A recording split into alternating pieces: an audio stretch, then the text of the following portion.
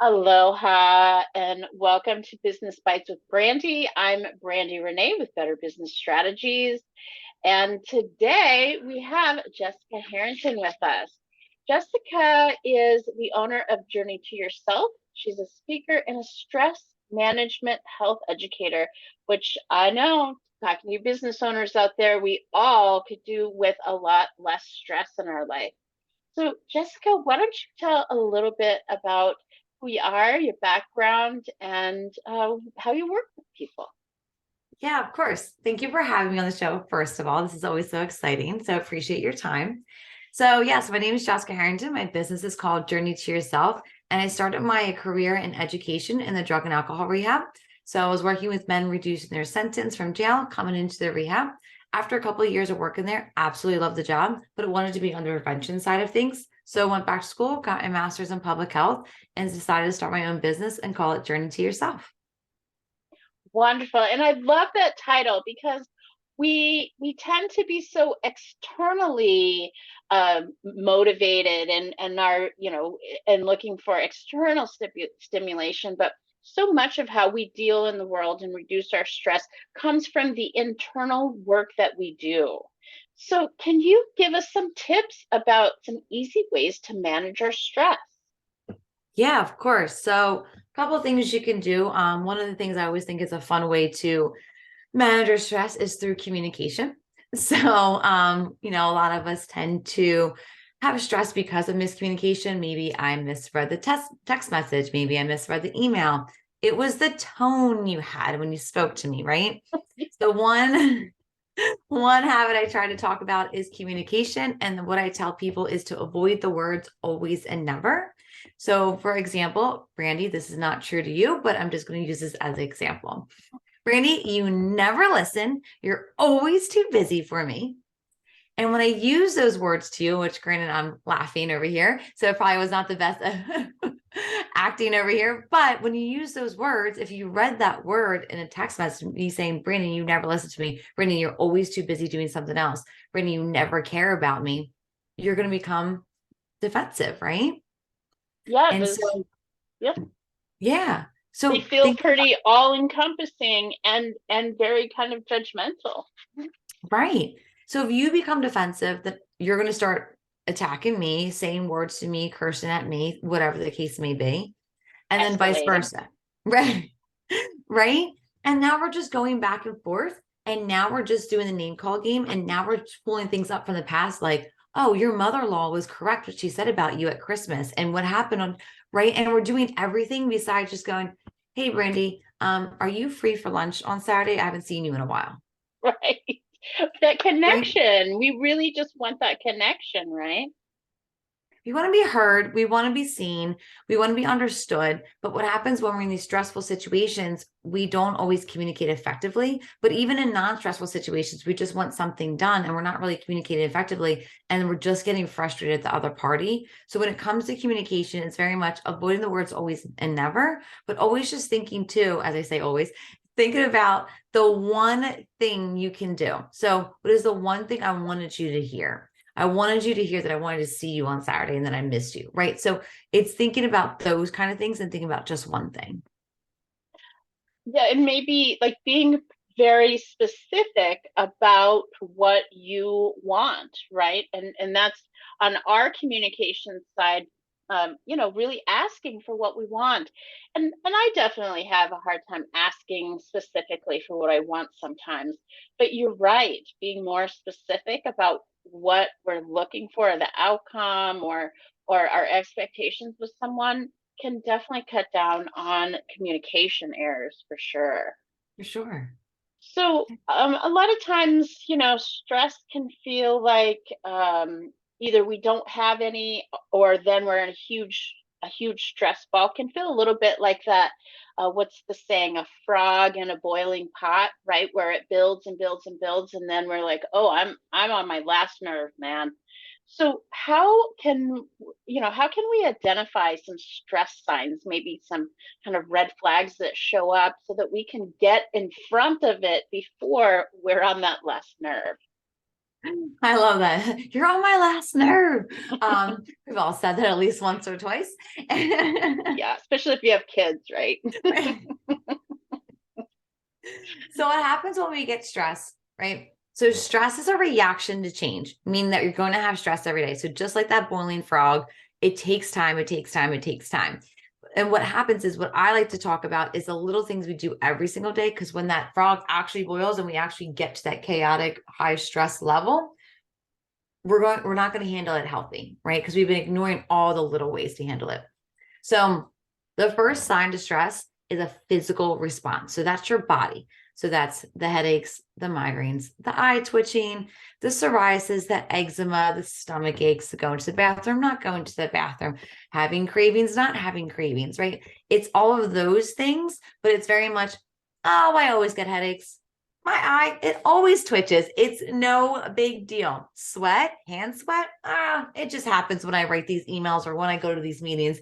No big deal. Red in the face from high blood pressure, it's nothing. We all have it. We ignore those physical responses. And it's literally our body talking to us like, hey, we're not good here. We're not good. And we're going, well, I'm tough. We have to keep pushing. I have to go to the next meeting. I can't take a break. I don't have time to have a breath because, we're all heart surgeons out here and I just didn't know it. Right. Yeah.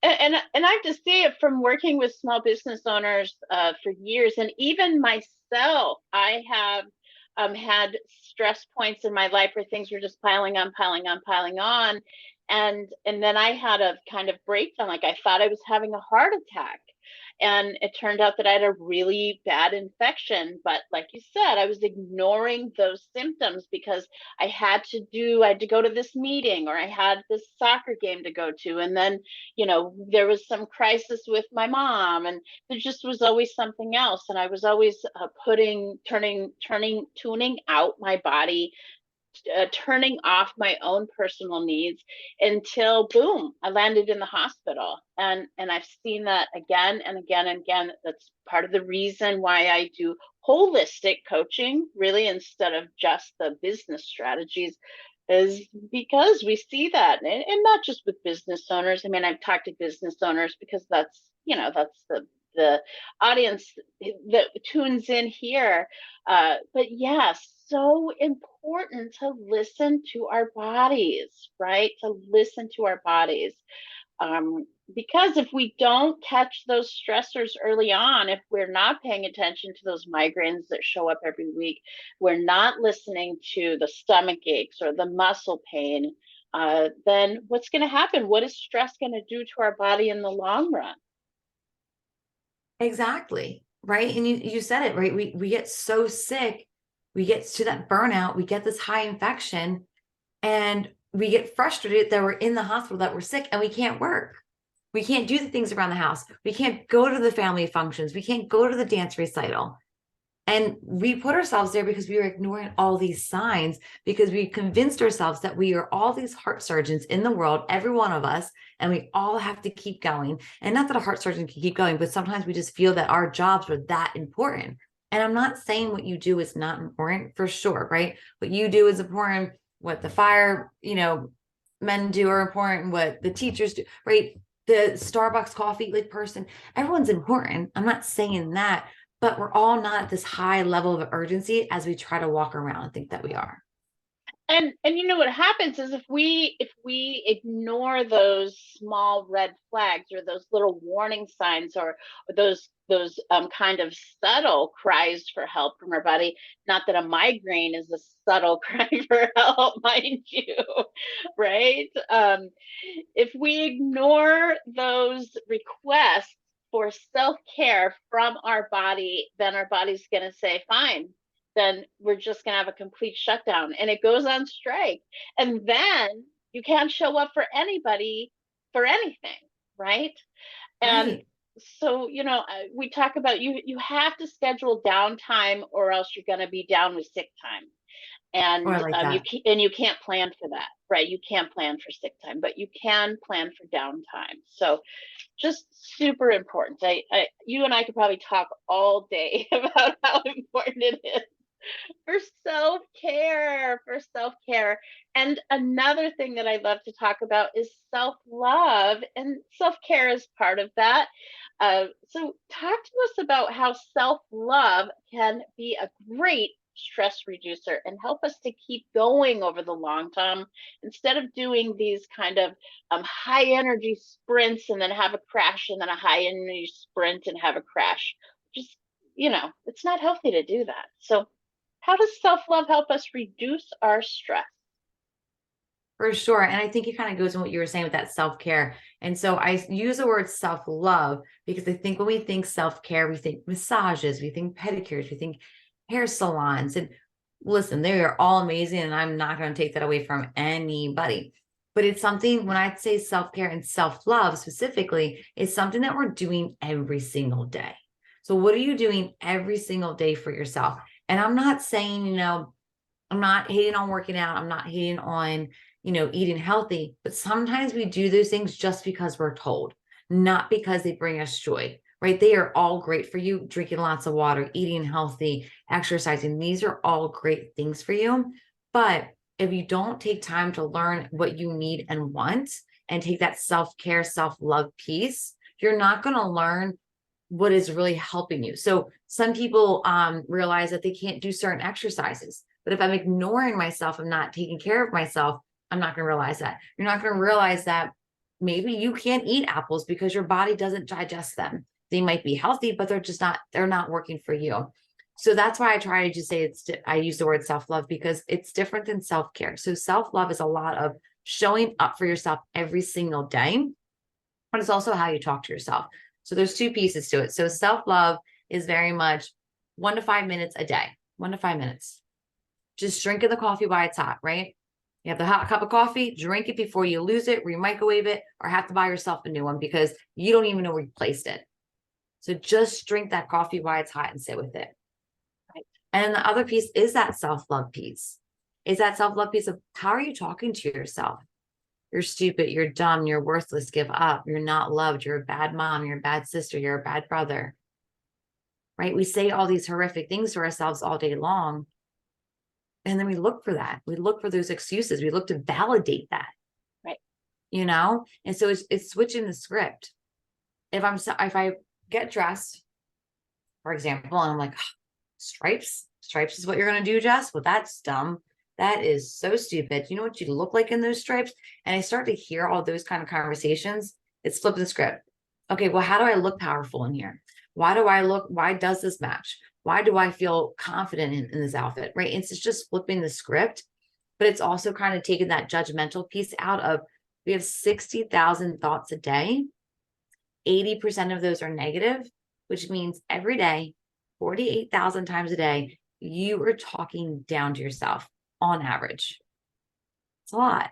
It's a lot. And it makes a huge difference. That internal dialogue has such a huge impact on how you feel about yourself, how you carry yourself in the world, the chances that you take, how you feel about other people, how you treat other people, how you allow other people to treat you. Like I cannot speak enough about how important it is to have a positive internal dialogue where you are your greatest fan.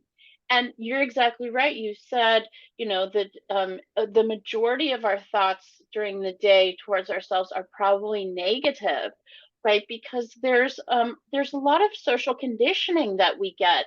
Don't boast, don't brag, don't be conceited, don't be self-centered. It's rude to celebrate yourself.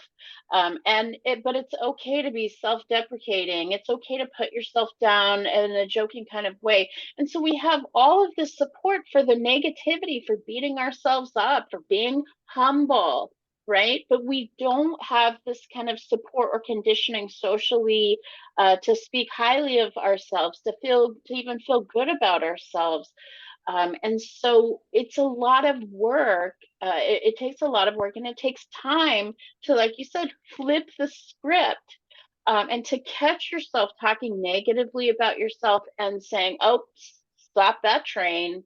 Stop that train. We don't need that self-sabotaging. I don't need that negativity. I don't need that prosecutor in my head. I don't need that. And catching yourself and stopping yourself and then talking to yourself like you would your best friend or your child. I mean, catch yourself. What you're saying to yourself, would you say that to a child? Would you say that to your best friend? Would you say that to your beloved partner? Then stop and change the conversation you're having with yourself. And here's the thing, over the time of doing that, you start to create different pathways in your brain. And so your negativity, that negative conversation that you're having with yourself, if it's 60% of the time, you can swap it. And in a year or 2 years' time, with that constant work, now it's 40% of the time or 30% of the time. And you are living a much more positive life because you have a much more positive dialogue happening in your head. And now instead of looking for the obstacle, you're finding opportunities. And instead of the lack, you're living in abundance. And instead of finding those negative things, you are feeling positive and happy about who you are and your place in the world. And it is a life changer. It's a life changer. And it's a huge stress reduction because you're not constantly in defense because you're beating yourself up all the time, you know? Oh, So, yeah. yeah, so important. Sorry. Oof, I didn't mean to take over the show from you, Jess. Let it out, girl. Let it out. If you're watching this and you have negative dialogue and you're recognizing through our conversation how much stress it causes in your life, please, please, please reach out to one of us, both of us, to get help, to turn your internal dialogue around, because it will change your life. So, at the towards the end of the show, I want to ask you, like, what is your favorite stress reducer, or the thing that really helps you maintain positivity and balance in your life as a business owner? What's your go-to thing? For sure, I have to journal. Journal and reading are definitely my big ones. I can tell when I haven't in a little bit. So say I convince myself that I'm busy and I might just like, oh, well, I'll just read and then I'll journal later. Like you tell yourself those things. I can tell. I can tell when I haven't done it. I can tell that those thoughts are still going, or just that fact that I didn't make time for myself. I can tell. Yeah, absolutely. And maybe it's a brain dump, or it's getting those feelings out on a page, letting that stuff out puts it in a different context, and can turn a mountain into a molehill, and actually give us the opportunity to kind of to look at things in a different view and pick them apart and process them differently, right? So yeah, watchers and listeners out there, find your key to stress reduction, self-love, self-care, those things that really kind of light up your life and help you feel loved and in a positive light, and make time for those in your day every week. I think, Jessica, you'll agree with me, like you said, 1 to 3 minutes, 5 minutes a day can really go a long way. And I think everybody has 5 minutes. I know that you have 5 minutes for yourself in the morning, at night, grab it at lunch, while you're commuting, while you're sitting in your car commuting to work.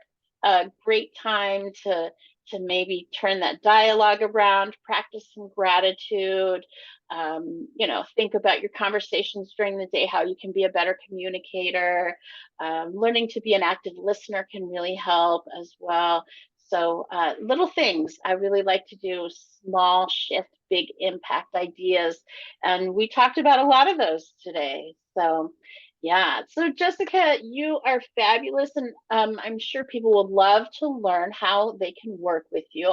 Whatever links that she has, I will put them down or up or wherever you find links where you're watching or listening to this. But Jessica, yeah, please tell us what you have going on and how we can get in touch with you and work with you.